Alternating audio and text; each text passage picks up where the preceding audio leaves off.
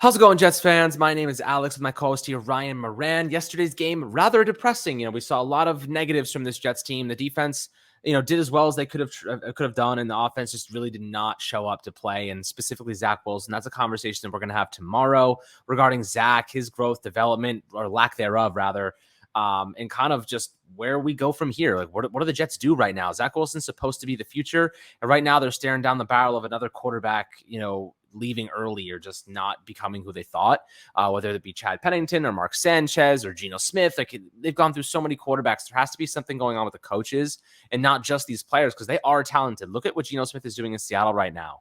You're seeing him kind of come to fruition after years of being just kind of tossed around the league. And that's because of coaching, and they're getting better. Pete Carroll's doing a good job getting the most out of Geno. And Zach Wilson, he's making a lot of the same mistakes over and over again. And that's traditionally a sign of bad coaching or a sign of, just inefficient progress. And I can't imagine it's only Zach's fault that these things are happening. There has to be other variables at play here. But nonetheless, we want to talk about Bradley Chubb today. The Jets were linked to Bradley Chubb, Denver Broncos star pass rusher. He's in the fifth-year option of his rookie deal right now. A stellar talent. I don't understand why this is even a conversation. So the question is, should the Jets pursue Broncos star pass rusher Bradley Chubb? Ryan, I'll let you get your take on it first, because this one just makes no sense to me.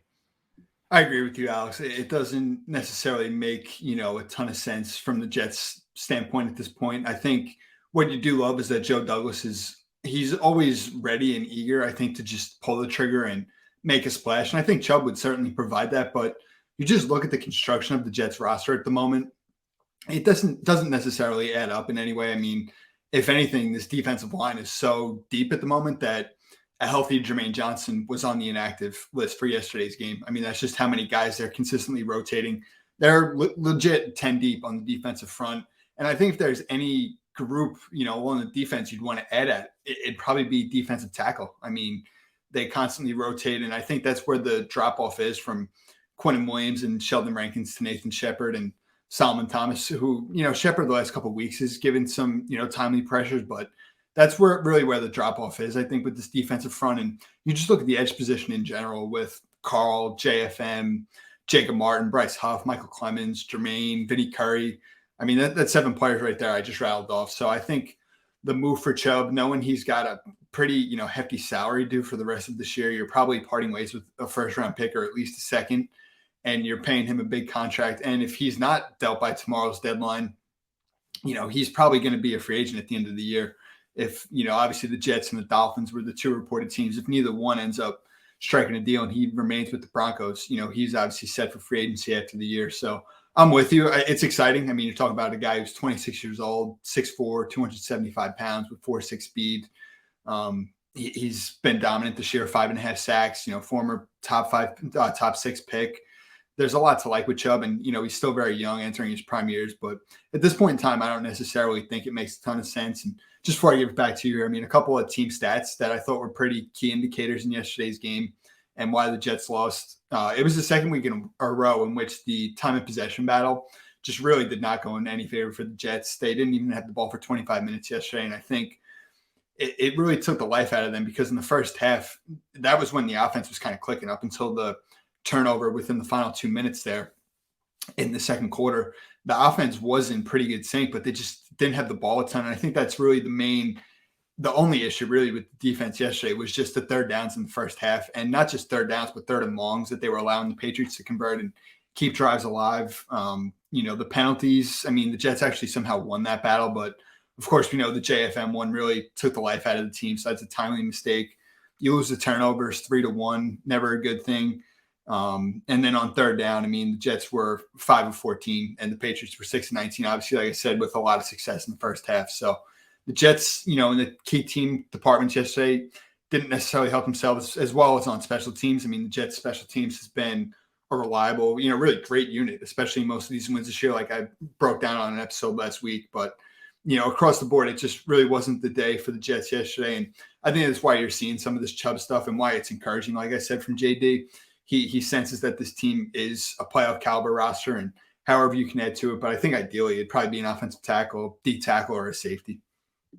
Yeah, that's the thing is that the Jets defense has been stellar. I'm starting them in fantasy like every week these days, and every week they perform pretty well. They had a couple moments. They had that pick six that was taken back by that JFM roughing the passer, and which, by the way, I think that was roughing the passer. I know I watched it on TV. I know you were at the game.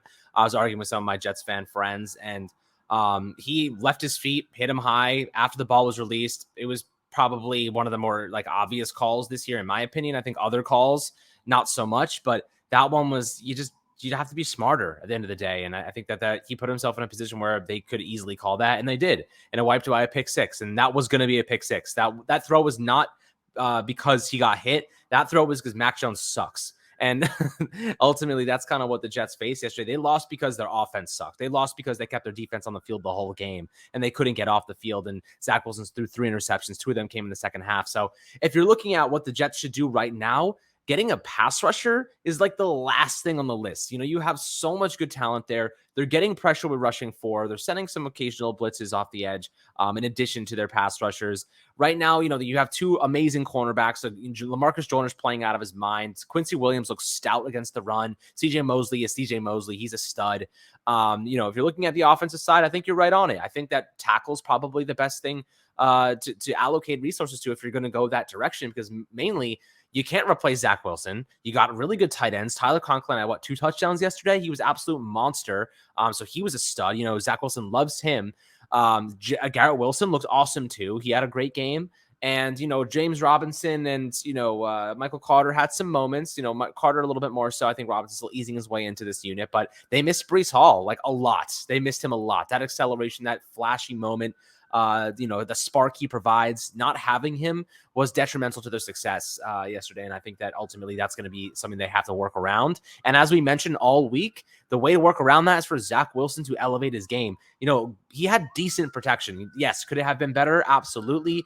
They had a lot of trouble. Who's that? Who's the Patriots' primary pass rusher? Matt Judon? Yeah. No, other one. Matt Judon and younger Christian guy. Barmore? No, not interior guy. Another exterior guy. He's really solid. Dietrich Wise, maybe? No. Josh Uche? Josh Uche, yeah. He comes in and has a nice play every now and then. And he played well yesterday. I saw him. He had a sack, I believe. And this is definitely a Patriots team that has a very good defense. But if Zach Wilson can't stand up and have good games against good defenses, then he's very far behind where we need him to be right now. And at the end of the day, he has the weapons, right? Conklin's great. Garrett Wilson, Elijah Moore. You have good running backs. Michael Carter and James Robinson are very solid. The offensive line's good enough. Losing ABT stinks. That's obviously a huge blow. But if you're going to give Zach Wilson another, more help, it's going to be offensive tackle. So, if JD is going to make a move here, maybe it's for a Jack Conklin. Who would you target if maybe tackle was on his wish list? I think Conklin is the ideal option. Now, it's obviously not great, and you expect that. I mean, offensive tackle is such a hard position to address. I guess if there's one other name that's been floated around out there, and I do think he'd be a bit more of a depth player than a starter, would be Andre Dillard from the Eagles. Obviously, JD was there in 2019. He was still with the Eagles during the draft. Obviously, the Jets hired him in the summer of 2019. So that was his last class with the Eagles when he was still a director of college scouting.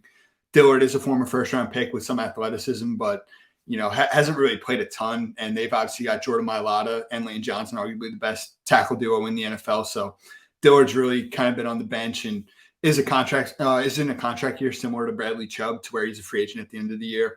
But again, I don't necessarily know that either, one of those options in Dillard's case moves the needle as just a huge upgrade for Zach Wilson in this offense, or if Conklin, just from a value standpoint, what you're giving up. I want to say he's as well a free agent at the end of the year. The options are very slim. Obviously, Laramie Tunsil has been brought up.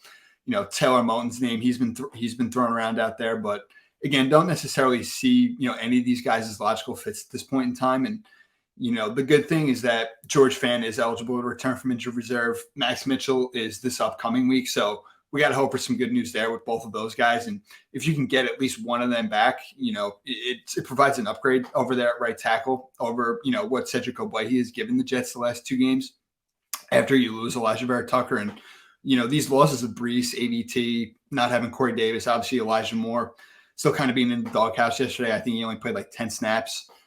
His comments obviously after the game are, a whole nother story. What could potentially happen there in the next 24 hours is an unknown, but This team, they are still 5-3. The AFC, you look at just the standings in the playoff picture, it's really not that great. And despite yesterday's loss being deflating, and it's a numbing feeling for the fan base, I mean, 13 straight losses to the Patriots is just, it's as tough as it gets. And you feel like yesterday was a really good chance to finally take them down. But now's not really the time for the Jets to sit back and feel bad for themselves. I mean, they're right in it. I think most people would have taken 5-3 at this point. Obviously, Zach is really just the main concern and hold up at this point in time. What Zach are we going to get? I think the first 28 minutes of the game, like I said yesterday, it looked like we were getting good Zach, and then just that one interception where he throws off his back foot, overthrows Ty Johnson, and that just took a lot of momentum out of the team. And the good thing is that Zach the last 3 weeks hasn't really played well, and the Jets are 2-1.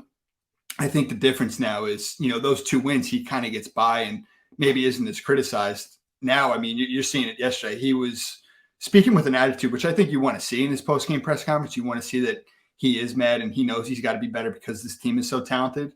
And hopefully now he has a different learning experience because it's a loss in his first of the year. And, that hopefully, gets him going. I mean, obviously there's going to be film for him to break down and things that he's got to do a better job of, obviously, with the Buffalo Bills coming into town.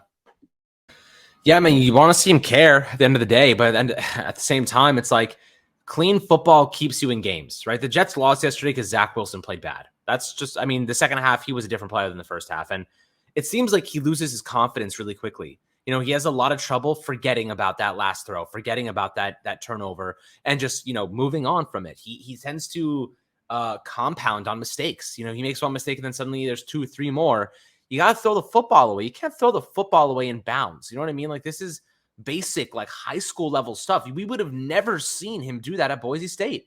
You know what I mean? Or rather, he's went to Boise, right? I'm not bugging. BYU. Sorry. I'm like Boise, BYU, Blue Fields, whatever. So it's, it's an interesting situation for Zach, because like, he's better than that. We know he's better than that. So at the end of the day, I do believe, he can get out of this funk, but it comes down to his mentality and his mental confidence and toughness.